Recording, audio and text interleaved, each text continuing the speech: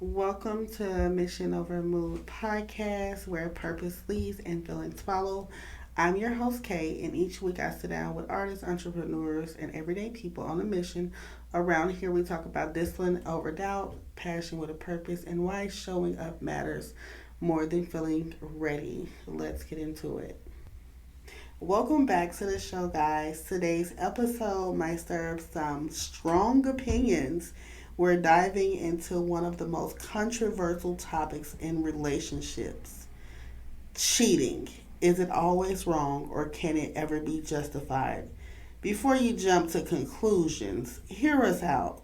We're exploring emotional cheating, physical affairs, and the gray areas in between.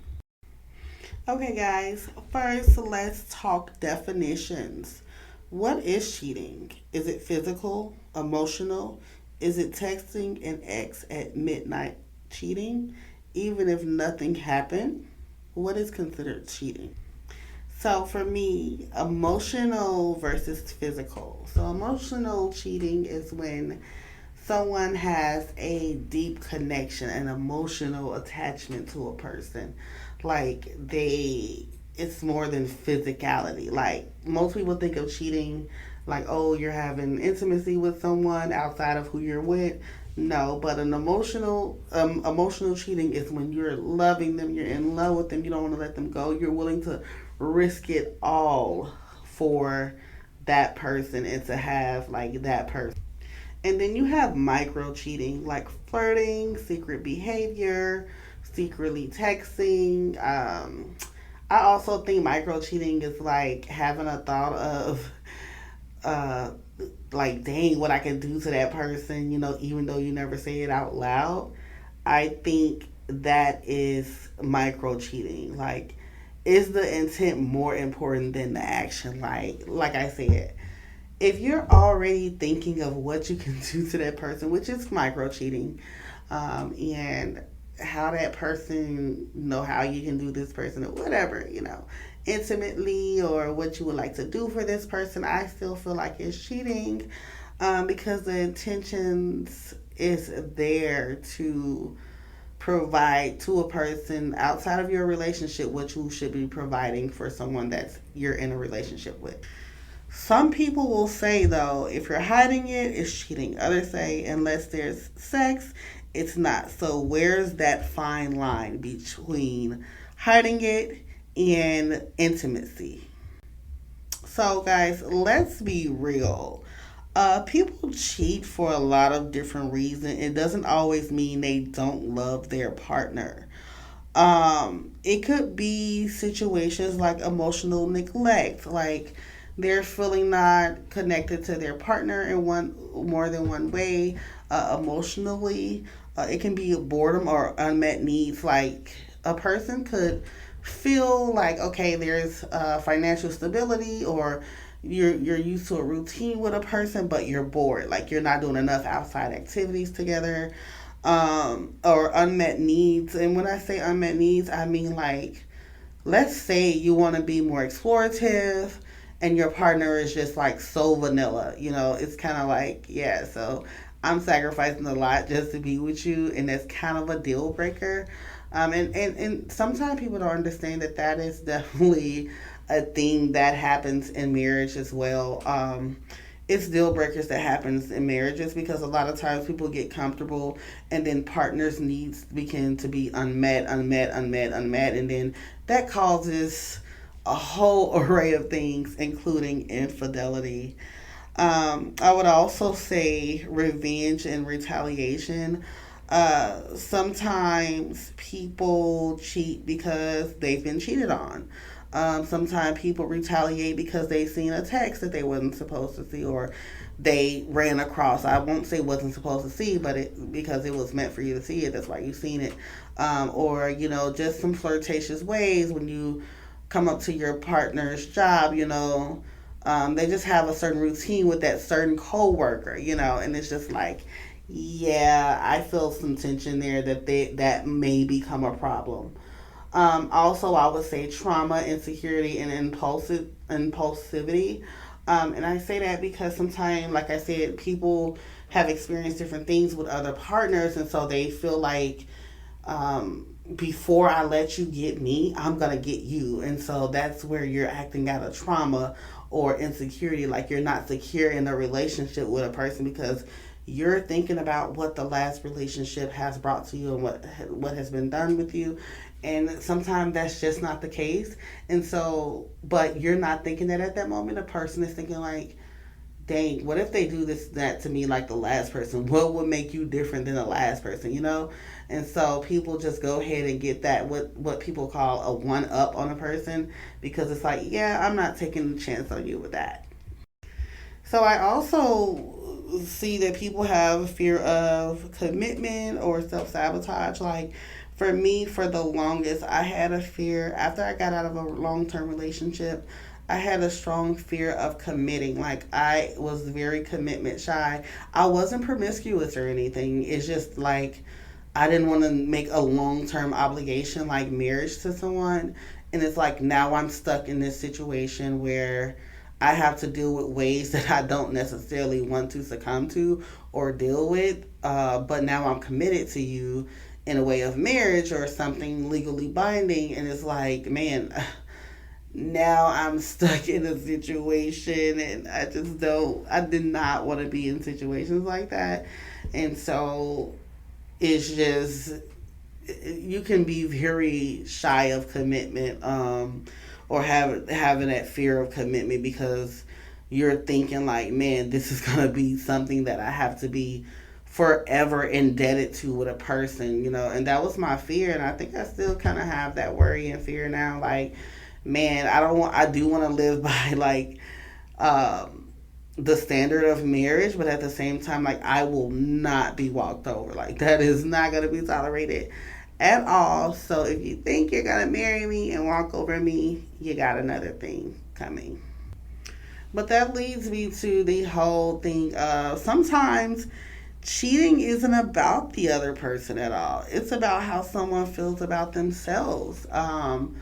Sometimes people can feel like so insecure, so like not enough, so they don't have a lot of trust. They just don't, they don't feel complete within themselves. It can be on so many different levels. They might not feel like they have the income. They might not feel like they have the height, especially if you've been like the female on the female end of things, explaining to your mate, hey, I'm used to this type of guy. I'm used to this, and that.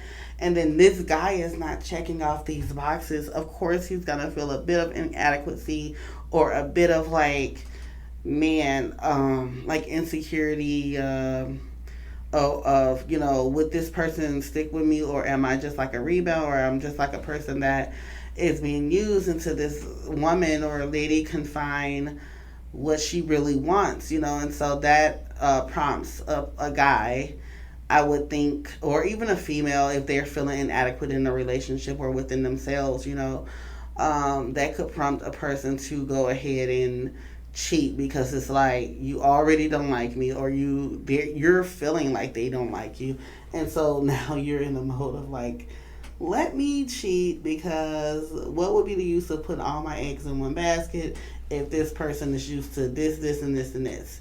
And so I think sometimes that type of idea prompts a person to cheat. So now, guys, it brings me to also, here is the real heat. Is cheating ever justifiable? Can we understand it even if we don't condone it? What if someone's in an abusive or sexless relationship?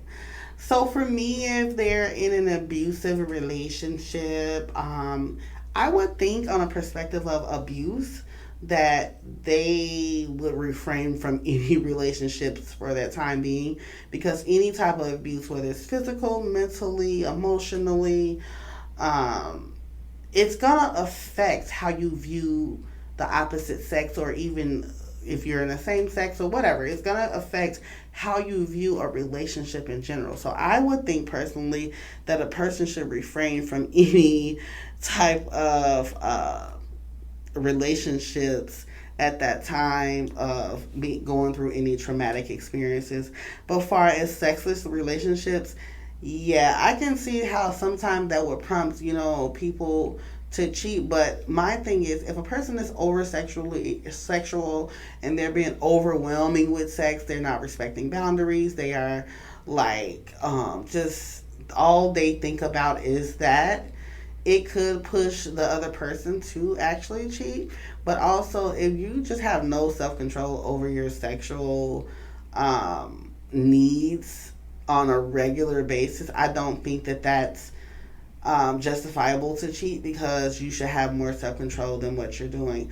But if it's just like sexless and you're just like a person that, normal level of sex in a relationship, then I would say, yeah, it may warrant you to cheat, because it's like, okay, we're already doing a bare minimum of spending time or what have you, but then now I gotta succumb to no sex, like that's, I don't know. I don't know if I would use the word justifiable, but I would say that it could be grounds for someone to start looking elsewhere or find interest elsewhere, or whatever, because there is no intimacy in the relationship. Um, and so you can also look at it like, okay, you can understand cheating too if a person's partner cheated first. So if you got cheated on first, most people's mentality is retaliation, of course, or I'm gonna get my get back. Especially if you're young, nobody's gonna be like, well, no, it's okay. I'm just gonna let the universe or God deal with them. Nobody's gonna do that. Like, most people is going to want to retaliate, whether it's sooner or later. And I've found with guys, if you tell your guy that you cheated on them, and any guy can deny me or dispute me or whatever, but eventually it gets brought up. And I'm not just gonna say what guys, women do too. I'm not biased with women too, but I'm just saying we are more forgiving. Like the song Heart of a Woman, it's true, because we're more forgiving and we try to give the benefit of the doubt. But the moment you do something with a guy, they are so unforgiving. Like, they're not going to try to hear, like, babe, it was a mistake, blah, blah, blah, yada, yada. Like, there's no mistakes to happen with them. So, it's just going back to the question of if they cheat first, it's kind of, you know, you got it coming type of thing, because it's no way you're gonna think that you're gonna cheat on me for whatever reason in the world and you're not gonna get, like, it to come back on you. Now, if you're married, that's another story. That's another topic for another day. But, I'm just gonna say this small bit. If you are married, you want to keep your poise as a woman, but also you can't just allow over and over and over someone to just take advantage of you, because they know, oh, she's not gonna do anything. Like, yeah, right, I'm not gonna do anything right now, but you bet your bottom dollar I don't have to be married to you. It's just that simple. But I know a lot of times people have kids, yada yada, like whole story. But that's why I said that's a different story for another day. So if it's in there, so I would think too, like, if it's in their culture or religion where divorce isn't an option, like in a marriage, I would say, like, I don't know how you would deal with not cheating on a person that is totally disrespecting you, disregarding you, or doing things that would cause a mate to want to cheat back or do something back, because we're human. Nobody's gonna, I'm not gonna say nobody, but most people is not gonna be like, well, it's okay. Eventually a woman will say it's okay, it's okay, but then she will rise up and start knowing her worth, and then she'll be like, yeah, that's not okay. I'm not dealing with it anymore. And so either she leaves or she cheats. But I found a lot more than not. I'm not gonna lie to you. You think guys cheat, women cheat a lot. Like, women just don't get caught. Like, they know how to play the game. Even they have the guy that they're cheating with playing the game with them. So I'm not gonna say women are innocent. I'm gonna say that they just know how to play the game when it comes to cheating. And sometimes guys say that they had a moment of weakness, versus a long term affair. I believe a moment is just that. That doesn't mean you're having a continuance of a relationship or a continuance of an emotional relationship or an attachment to someone. A continuance, one moment is one moment. But if there's a continuance, you are contemplating, you are being calculated on cheating on me. You no longer value me and how I feel and what I think. So at that point, we have nothing to talk about, baby, because you're not gonna keep cheating on me and you expecting me to just deal with it. So yeah, we're not gonna talk about anything. Like if it keeps happening, I have nothing else to say to you. Like it just is what it is. Just know I seen what I seen and I know what I know, and it is what it is. What you get back. Now, do not get me wrong. Now, I'm not saying that cheating is okay. But I've talked to people who felt trapped in their mind. It wasn't betrayal, it was survival. But contrary to that, here's the thing: cheating breaks trust. Even if you're hurting, is betrayal ever the right solution? For me, it's not the right solution to betray your mates under any circumstances because it definitely can allude to a lot of other doors being open, because once you break trust with a person, that's almost irreparable unless a person just have a strongly forgiving heart. Like that is so unrepairable to come back from, to just be like, you know what? I forgive you, forgive you, forgive you. Like, yeah, we're not gonna do that. So I just think that it's you got to be fully honest and thorough. And if you just feel like it's not working or you need to find love elsewhere, I think that that would be the best thing than to step out of the relationship. But if you just want that person and you do want to have relations with other people because needs are not being met or the person is acting like they can't comprehend, I would consider something more open, something more fluid as far as a relationship. I wouldn't consider a monogamous relationship at that point because obviously you guys do still love each other, but may just want to experience different things. And to that, I will say forgiveness isn't forgetting, it's choosing to move forward without dragging the pain into every conversation. So just to learn how to forgive and come up with a solution to, you guys' issue that's going on as far as infidelity in a relationship. I don't think we talk about this enough, but I would like to bring this to the forefront. And the question is, what happens after the cheating? Can relationships recover, and should they? So, what happens after cheating? Of course, you're broke down, you're physically and mentally drained because maybe you've been stalking your partner in a way of checking out the scene before you just jump to conclusions that they're actually cheating, and you want to just catch them red handed in a situation, and so you now you're emotionally beaten down, you're physically beaten down, you're just tired and exhausted. And I think that's what happens after cheating. That's why people be like, you know what, just forget it. Like, I don't even want to be with you anymore. Like, it's over because it's like I've been through so much hoops trying to get you to love me, like me, be more into me, and you still proceeded to cheat on me. And sometimes relationships can recover. It all just depends on your mindset. Like, you can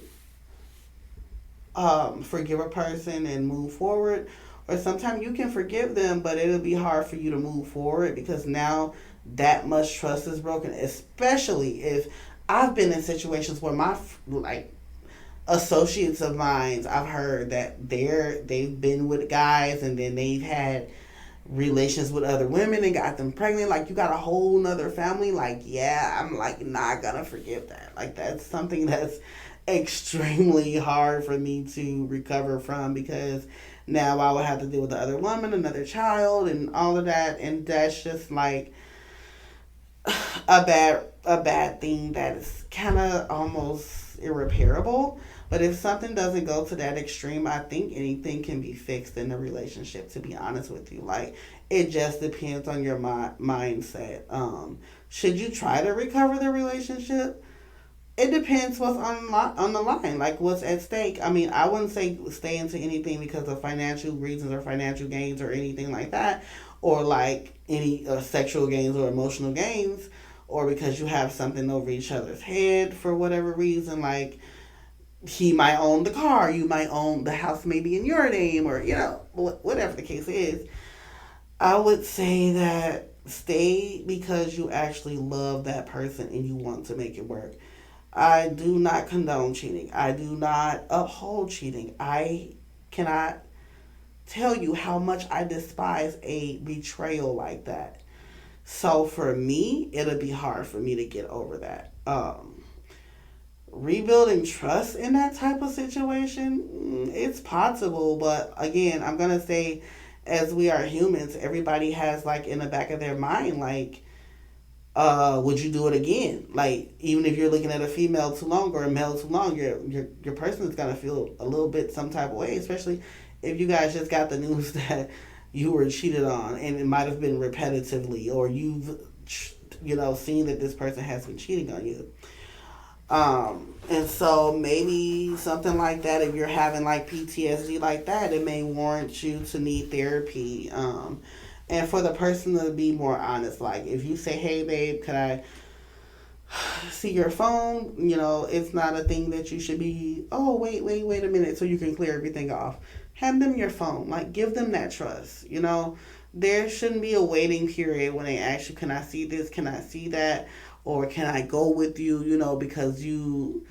And I'm not saying that they're going to give you that reason, just your mate saying, hey, babe, can I go with you this time? Hey, yeah, you can go with me this time. Like, don't be shutting your mate out. That's the only way that if you do get therapy, that it'll work. And, once you go through therapy, forgiveness can be real.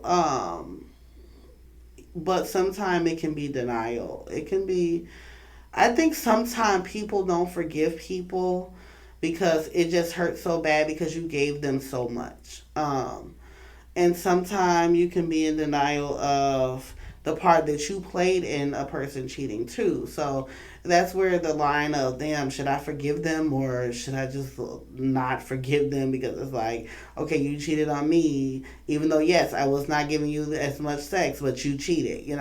So it's just like, there's a fine line between certain things.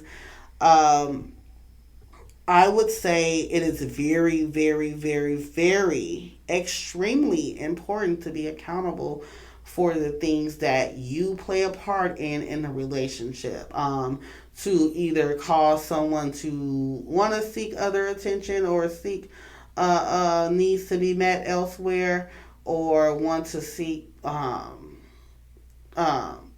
just want to feel like someone in a relationship. It's very important to be accountable for your actions, accountable for anything that you could have changed or reconstructed before it got to the point of cheating. So I would just say that forgiveness isn't forgetting, as I stated. It's choosing to move forward without dragging the pain into every conversation. I'm going to keep saying that because you should forgive for your own sanity and your own heart, because when you hold something bottled up for a person, you are making your blood pressure go up. You're creating so many health things that you don't even want to start.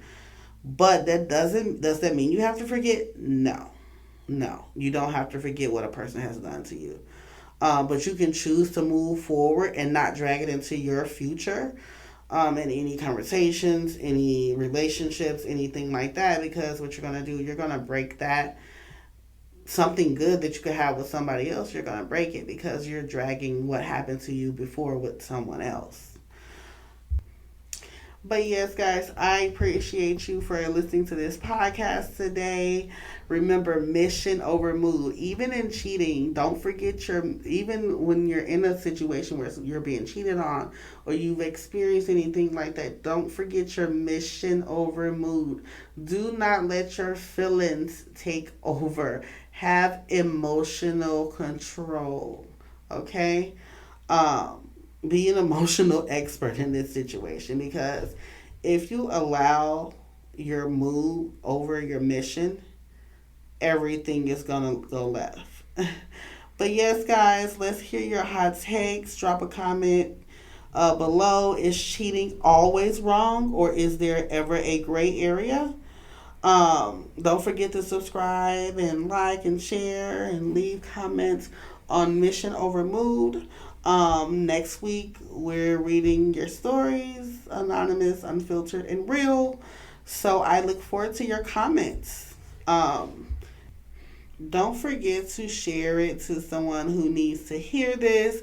And if it hit a nerve on you and it made you feel some type of way, definitely leave your comments down below. We would like to hear your story. I'll see you next week on the next episode.